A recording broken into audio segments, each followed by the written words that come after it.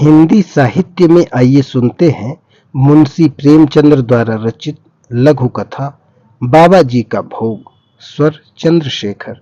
विशेष आग्रह, अगर आपको कहानी पसंद आती है तो कृपया लाइक शेयर सब्सक्राइब अवश्य करें। आप कहां से सुन रहे हैं और अपना शुभ नाम कमेंट बॉक्स में लिखना ना भूलें। धन्यवाद। रामधन अहीर के द्वार पर साधु आकर बोला, बच्चा तेरा कल्याण हो, कुछ साधु पर श्रद्धा कर। रामधन ने जाकर स्त्री से कहा, साधु द्वार पर आए हैं, उन्हें कुछ दे दे। स्त्री बर्तन मांज रही थी और इस घोर चिंता में मग्न थी कि आज भोजन क्या बनेगा। घर में अनाज का एक दाना भी न था। चैत का महीना था, किंतु यहाँ दोपहर ही को अंधकार छा गया था। उपज सारी की सारी खलिहान में उठ गई। आधी महाजन ने ले ली, आधी जमींदार के प्यादों ने वसूल की। भूसा बेचा तो व्यापारी से गला छूटा।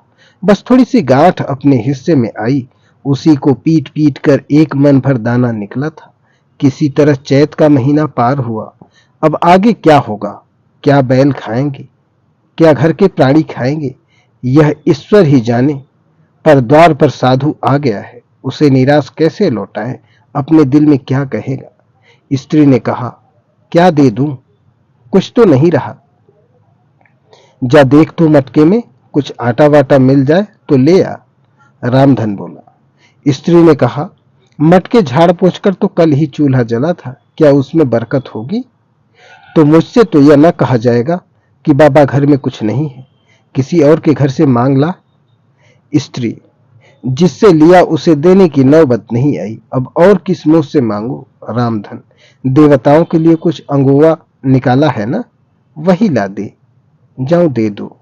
स्त्री, देवताओं की पूजा कहां से होगी? रामधन, देवता मांगने तो नहीं आते, समाई होगी करना, न समाई होगी मत करना।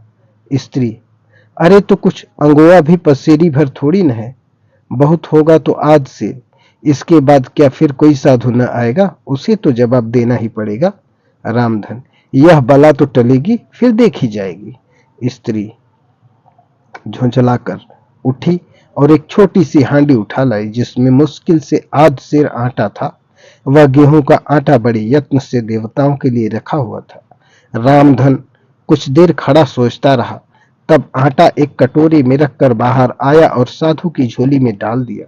महात्मा ने आटा लेकर कहा, बच्चा अब तो साधु आज यहीं रमेंगे, कुछ थोड़ी सी दाल दे दो तो साधु का भोग लग जाए। रामधन ने फिर आकर स्त्री से कहा, संयोग से दाल घर में थी। रामधन ने दाल नमक उपले जुटा दिए, फिर कुएं से पानी खींच लाया। साधु ने बड़ी विधि से बाटियां बनाई, दाल पकाई और आलू झोली से निकालकर भरता बनाया। यह सब सामग्री तैयार हो गई तो रामधन से बोले, बच्चा भगवान के भोग के लिए कौड़ी भर घी चाहिए, रसोई पवित्र न होगी तो भोग कैसे लगेगा? रामधन, बाबा जी घी तो घर में न होगा।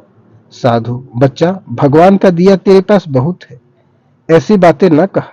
रामधन, महाराज मेरे घर गाय भैंस कुछ भी नहीं है, जाकर मालकिन से तो कहो। रामधन ने जाकर स्त्री से कहा, घी मांगते हैं, मांगने को भीख, पर घी बिना कौर नहीं धंसता। स्त्री, तो इसी दाल में से थोड़ी दाल देकर बनिए से घी ला दो। जब शब्द किया है तो इतने के लिए क्यों नाराज किए देते हो? घी आ गया। साधु जी ने ठाकुर जी की पिंडी निकाली, घंटी बजाई और भोग लगाने लगे। खूब तनकर खाया, फिर पेट पर हाथ फेरते हुए द्वार पर लेट गए। थाली बटली और कलछुली रामधन घर में मांजने के लिए उठा ले गया। उस दिन रामधन के घर चूल्हा नहीं जला, खाली दाल पका कर पी ली। रामधन लेटा तो सोच रहा था, मुझसे तो यही अच्छे। धन्यवाद।